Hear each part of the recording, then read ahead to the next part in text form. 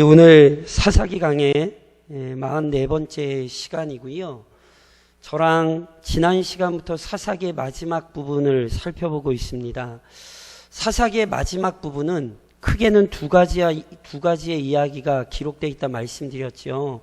17장으로부터 18장 그리고 19장으로부터 21장까지 이렇게 두 가지의 얘기가 결론으로 기록됩니다.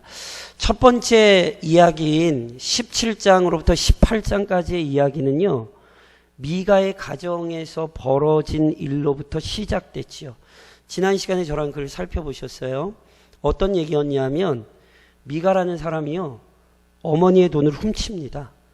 그랬더니 어머니가요, 자기 아들이 그걸 훔쳐갔는지 알았는지 모르겠는데 아주 심하게 저주를 해요. 그랬더니 그 아들이 그걸 듣고는요, 회개하여 돌이킨 게 아니라 저 저주 받으면 안 되겠다.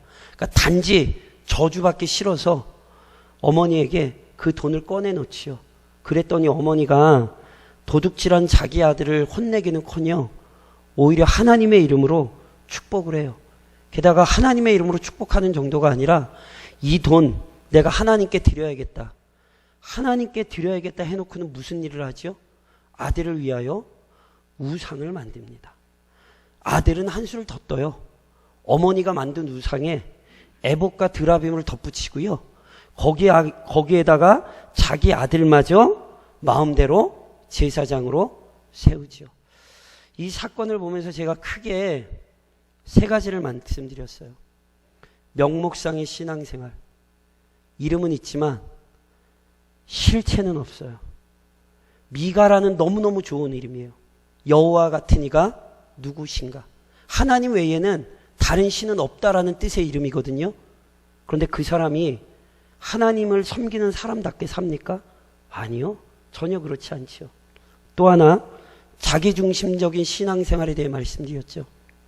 하나님을 위한다 그래 놓고는 자기 아들을 위하여 우상을 만들어요.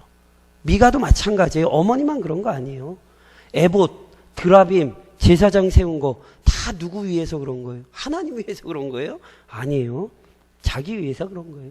그러니까 하나님의 영광을 위해 사는 게 아니라 자기 중심적인, 자기 만족을 추구하며 사는 거예요.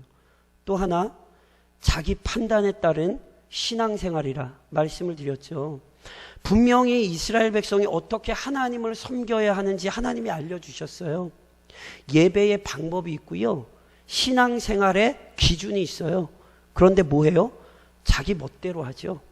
그래서요, 제사장이 입는 에봇을 자기 마음대로 만들고요. 제사장도 자기가 마음대로 세워요. 우상 만들면 돼요, 안 돼요? 만들면 안 되는 거 몰랐겠어요? 그런데 마음대로 만들잖아요. 누구 생각을 따르고 있는 거예요? 자기 마음대로 신앙생활 하고 있는 거예요. 오늘 여기에다가 이어지는 사건 속에서 하나를 덧붙이게 돼요. 지난 시간에도 이미 말씀드렸듯이 실은 이게 미가의 가정만의 얘기가 아니에요. 사사기의 얘기는 지금 미가의 가정을 통해 당시 이스라엘의 신앙이 어찌 됐는지를 보여주는 거거든요. 그래서 당시 이스라엘의 신앙이 명목상의 신앙생활이고 자기 중심적인 신앙생활이고 자기 판단을 따르는 신앙생활이었다. 이 사실을 보여주는 거예요. 그러면서 이제 오늘 이야기 속에서 제가 말씀드리는 것처럼 또 하나를 우리가 덧붙일 수 있고 당시 이스라엘의 신앙이 얼마나 패역했는지를 알 수 있어요. 오늘 저랑 읽으신 본문 7절이 이렇게 시작됐죠. 유다 가족에 속한 유다 베들레헴에 한 청년이 있었으니 그는 레위인으로서 거기서 거류하였더라. 한 레위 청년에 대한 이야기로 시작이 돼요. 그런데 이 레위 청년이 어디에 거하고 있었대요? 유다 베들레헴에 거하고 있었대요. 근데 오늘 저랑 읽으신 본문에 거류하였더라 이렇게 표현된 단어가, 거류라는 단어가 이게 우리말로 정확히 뉘앙스가 전달이 안 됐는데, 여기 거류했다는 단어는 거기 살았다는 단어가 아니라 임시로 머물렀다는 뜻이에요. 그러니까 레위 청년이 어디에 임시로 머물고 있었어요? 베들레헴에 임시로 머물고 있었어요. 이 문장 자체가 이미 의미심장해요. 무슨 얘기인지 아세요? 이스라엘이 몇 지파죠? 12지파죠? 야곱의 아들이 몇 명이죠? 야곱의 아들이 12명이어서 12지파가 되죠. 그런데 그 중에서 한 지파는 빠진다는 거 아시죠? 누구 빠지죠? 빠지는 건 알겠는데 누가 빠지는지는 잘 모르시겠어요? 12 중에 하나가 빠져야 되는데 야곱의 아들이 12이라 12지파인데 그 지파 수에서 한 지파가 빠져요. 누가 빠지죠? 그렇죠. 레위 지파가 빠져요. 그러면 12이에요? 11이에요? 12 빼기 1 하면 뭐죠? 이거 제가 산수를 가르쳐 드려야 되네. 12 빼기 1 하면 11이죠. 그러면 이스라엘이 몇 지파예요? 11지파죠.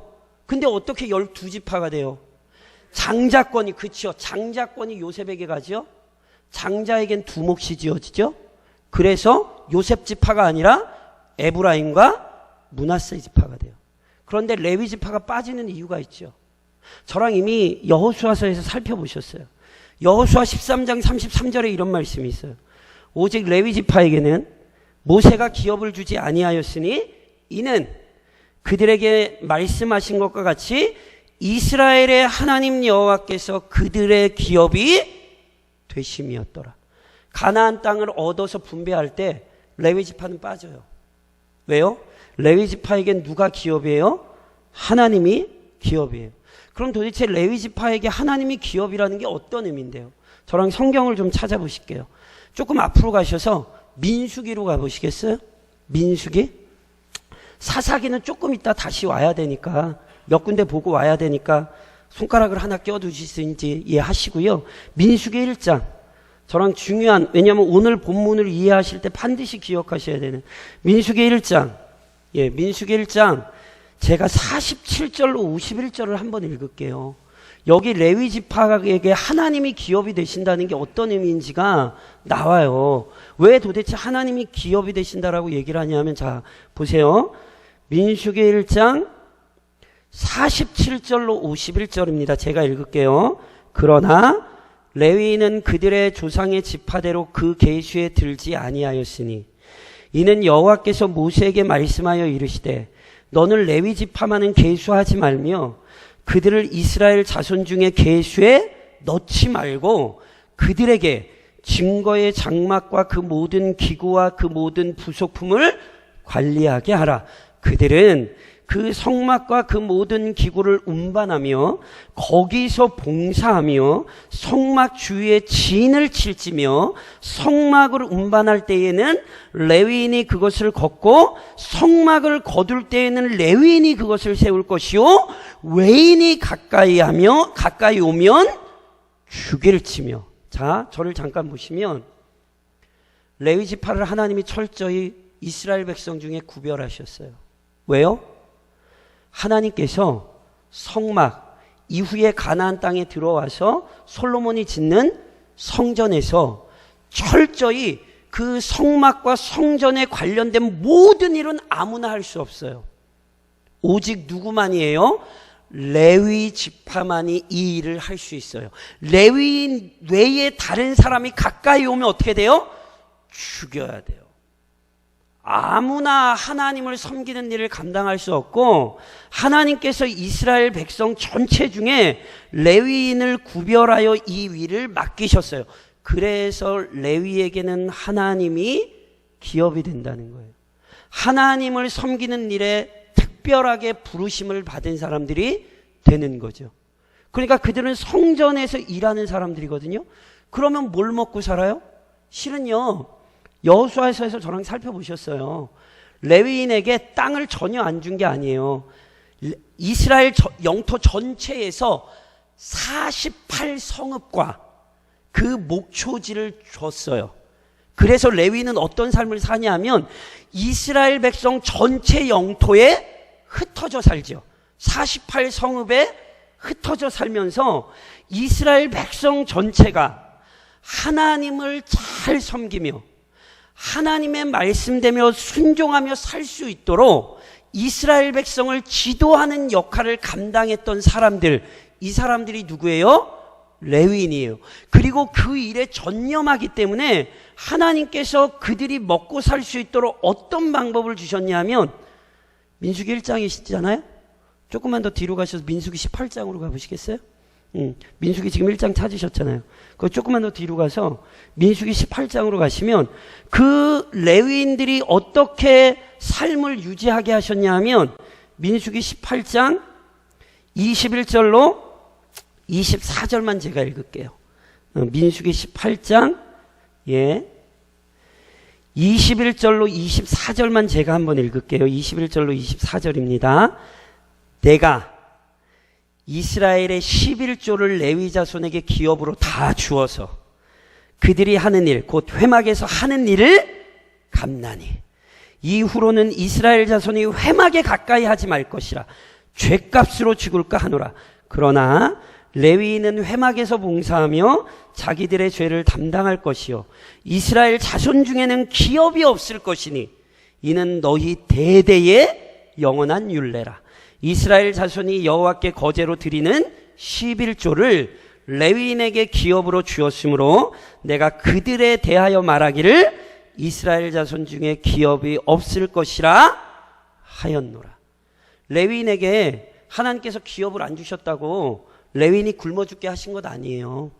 이스라엘 백성이 하나님께 드리는 11조가 누구에게 돌아가게 하셨어요? 레위인에게 돌아가게 하셨어요. 그러니 레위인들은 하나님의 성막에 열심히 봉사하며 살 수 있어요. 왜요? 자기들이 땀 흘려서 곡식 거두고 밥 갈고 안 그래도 이스라엘 백성들이 하나님 앞에 드리는 11조로 이 레위인이 살게 하셨으니 그것으로 자기들의 삶에 모든 필요를 채우며 철저히 누구를 잘 섬기면 되는 거예요. 하나님을 잘 섬기면 살면 되는 거예요. 이게 하나님께서 정하신 질서예요. 그리고 이것은 레위 지파에게만 중요하지 않다라고 말씀을 드렸어요. 제가 여호수아서를 강의하면서 이 부분을 아주 정확히 말씀을 드렸어요. 레위 지파는 이스라엘 백성 전체의 48성읍에 흩어져 살잖아요. 그러니까 모든 이스라엘 백성이 누굴 봐요? 레위인을 봐요. 그러면서 깨닫는 거예요. 레위인이 하나님을 섬기는 것을 보면서 자신들의 정체성을 깨달아요. 이스라엘이 누구예요? 하나님을 섬기는 백성이에요. 그들은 레위인을 보면서 단지 레위인만 보는 게 아니라 우리는 하나님을 섬기는 거룩한 백성이다. 그러니 우리에게는 하나님을 섬기는 것이 가장 중요하다. 모든 이스라엘 백성이 레위인을 보면서 그걸 배워요. 더 나아가서 레위인이 하나님을 섬기며 살 때 하나님께서 그들의 필요를 채워주세요? 안 채워주세요? 채워주시죠. 그건 역시 이스라엘 백성에게 교훈이 되는 거예요. 하나님을 섬기며 사는 자들에게 하나님이 반드시 필요한 것을 채워주시는구나.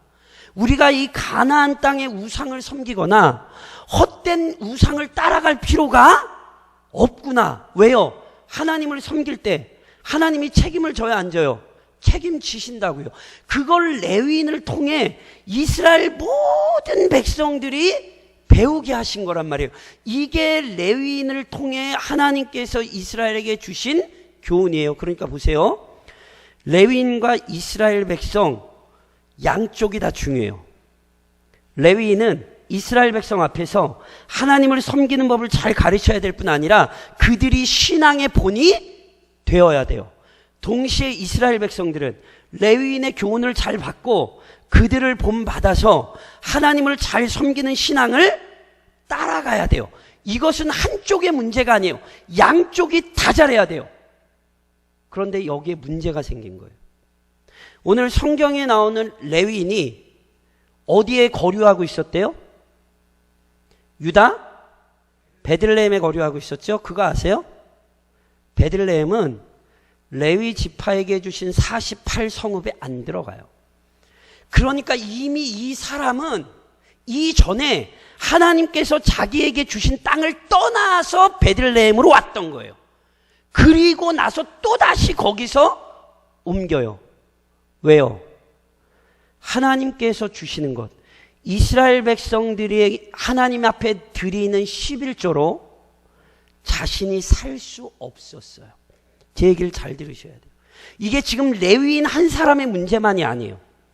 레위인이 그의 기업에서 그의 삶을 유지하려면 철저히 이스라엘 백성들이 하나님 앞에 제때제때 11조를 드려야 레위인들이 그것으로 살아갈 수 있는데 하나님의 백성들이 예배를 제대로 안 드렸다는 사실을 우리는 이미 사사기에서 확인을 했어요.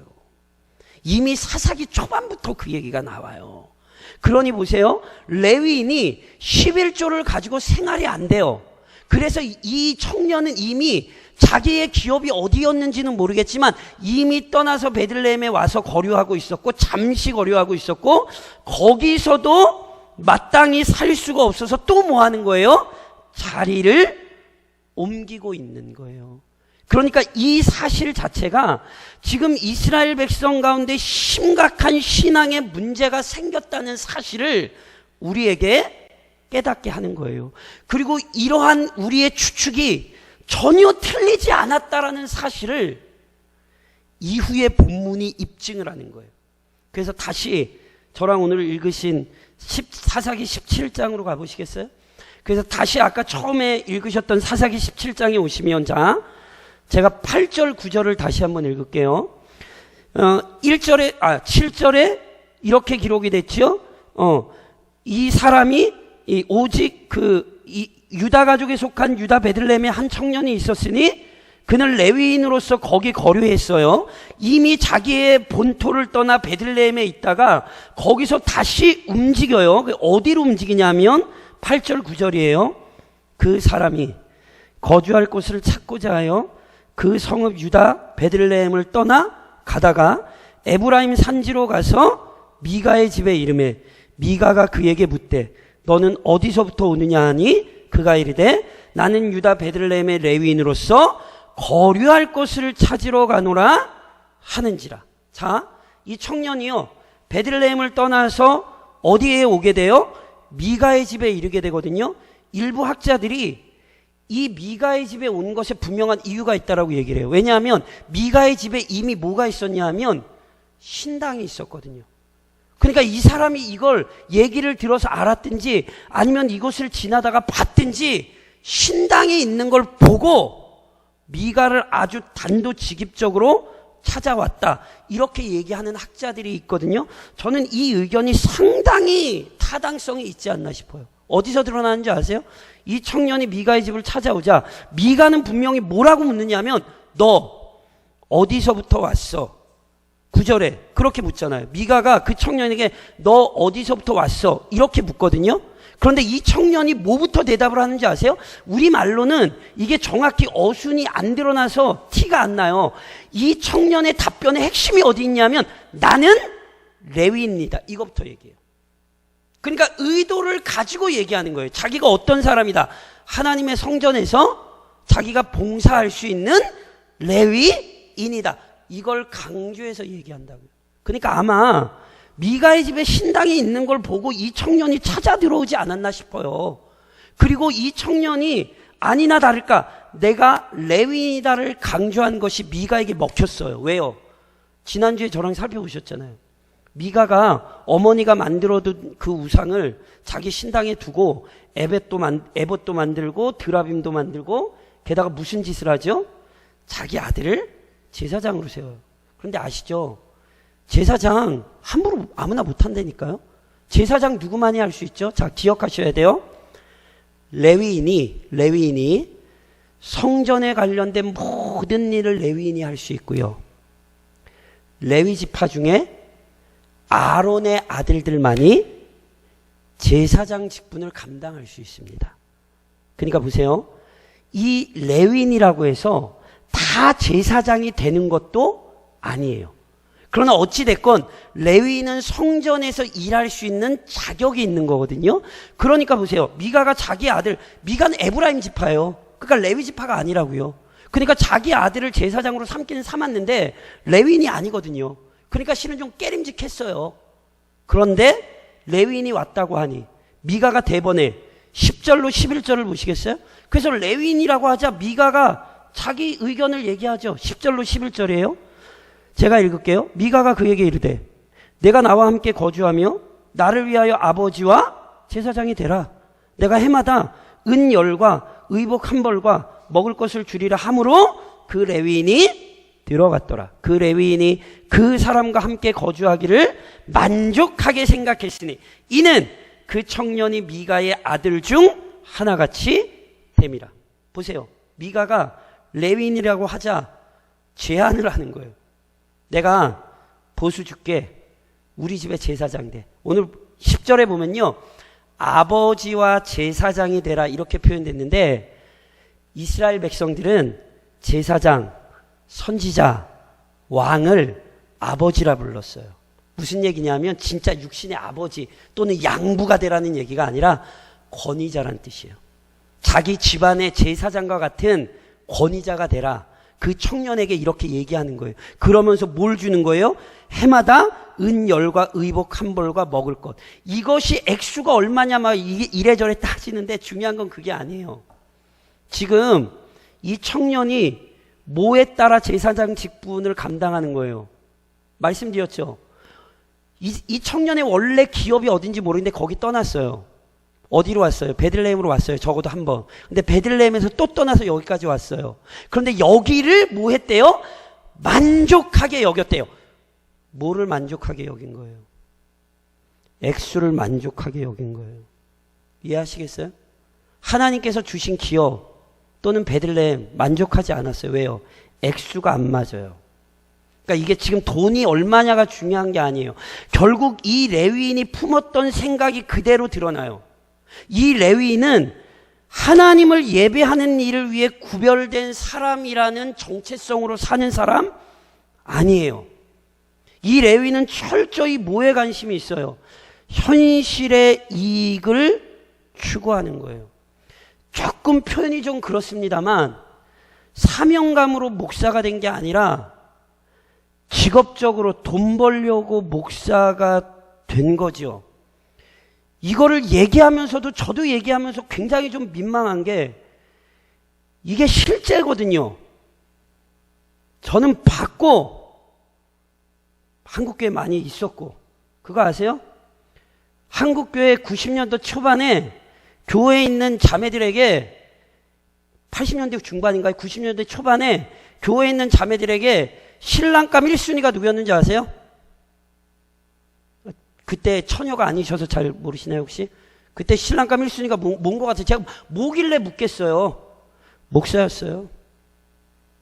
왜요? 그때 한창 한국교회 잘 나가고 있었거든요. 90년대 초반부터 실은 한국교회가 급격하게 쇠퇴하기 시작했고 목사라는 직책이 사람들에게 어떤 직책으로 보였냐면 직업 중 하나로 꼽혔거든요. 이게 실은 미가서의 얘기가 이 사사기의 얘기가 아니라 실은 조국교회의 얘기였거든요. 실은 죄송하지만 지금도 그런 목사가 있지요. 그래서 제가 말씀드린 것처럼 사사기를 설교하는 게 목사로서 굉장히 괴로워요. 왜냐하면 목사가 사명감을 따라가는 게 아니라 돈에 팔려가는 현실이 실제로 여전히 우리 사이에 벌어지고 있으니까. 그럼 제가 말씀드렸죠. 미가만 이 레위인만 문제인가요? 사사기는 지금 그렇게 얘기하는 게 아니에요. 레위인만의 문제예요? 아니에요. 12절 보세요. 12절, 13절. 제가 읽겠습니다. 12절, 13절. 미가가 그 레위인을 거룩하게 구별하며 그 청년이 미가의 제사장이 되어 그 집에 있었더라. 이에 미가가 이르되 레위인이 내 제사장이 되었으니 이제 여호와께서 내게 복을 주실 줄을 아노라 하니라. 여기 정말 끔찍한 구절이 있어요. 미가가 그 레위인을 거룩하게 구별하며. 누가 누구를 거룩하게 구별해요? 미가가 레위인을 거룩하게 구별한대요. 말이 안 돼요.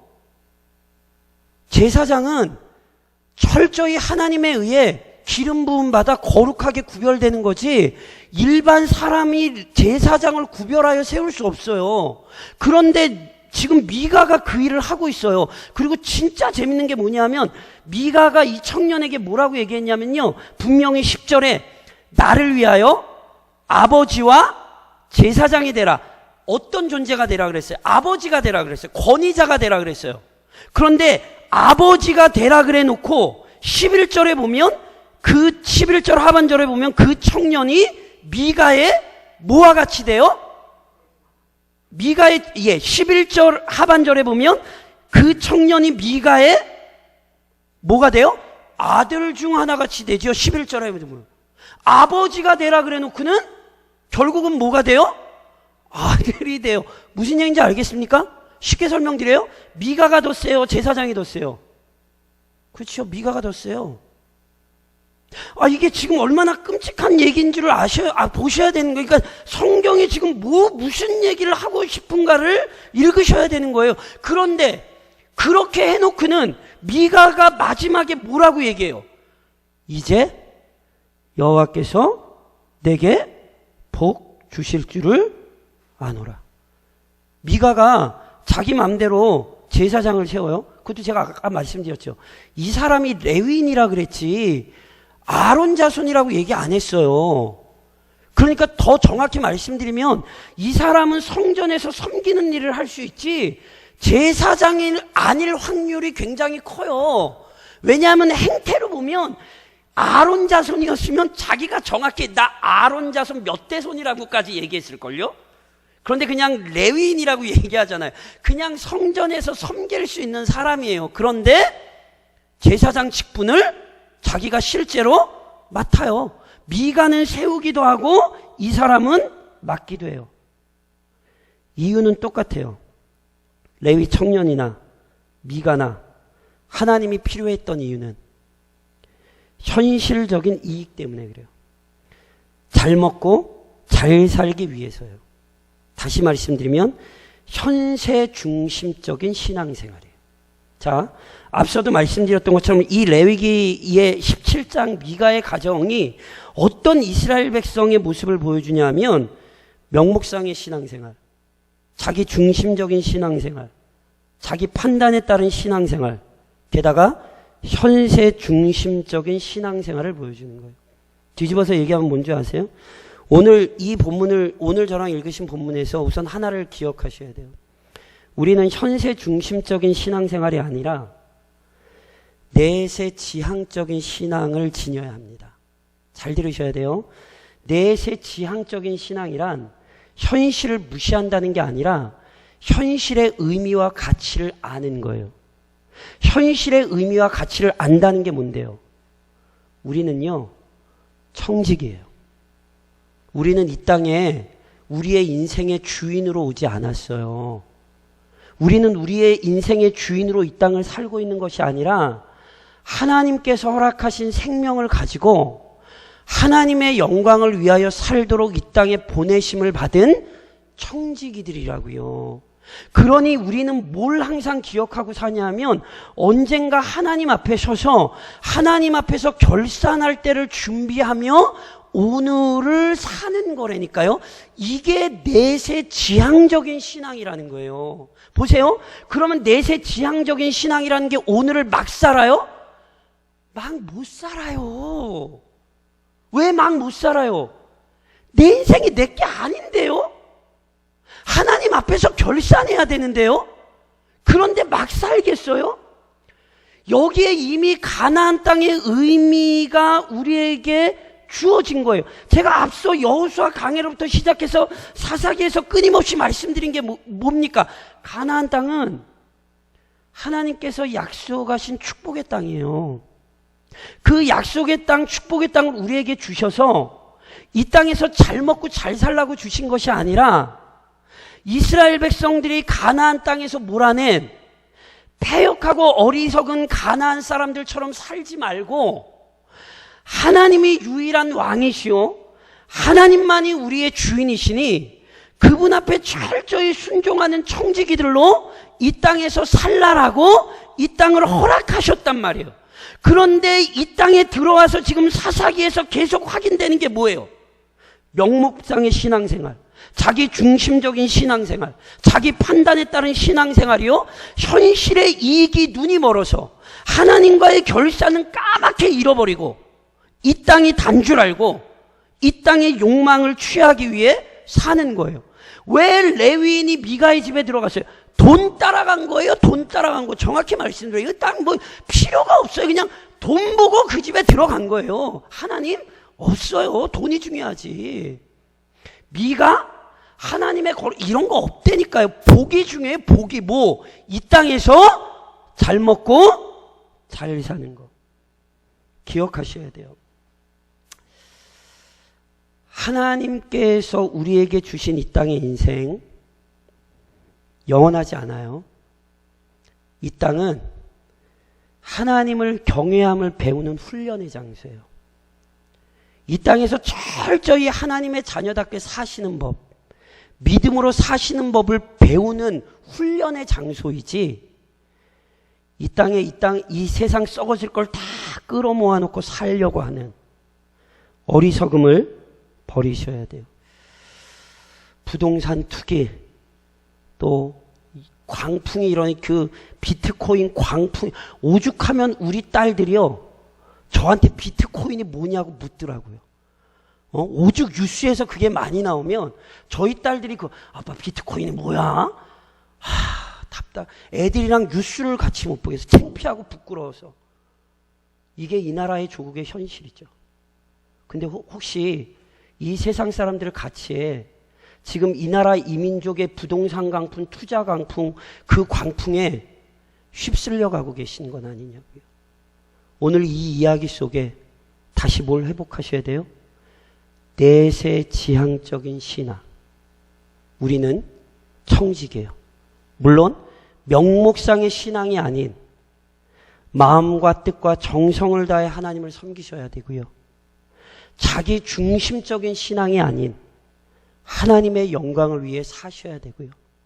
우리 판단에 따른 신앙생활이 아닌 말씀에 따른 신앙생활이 되셔야죠. 그래서 오늘도 이 저녁에 맞다. 난 청직이다. 내 인생 내 거 아니다.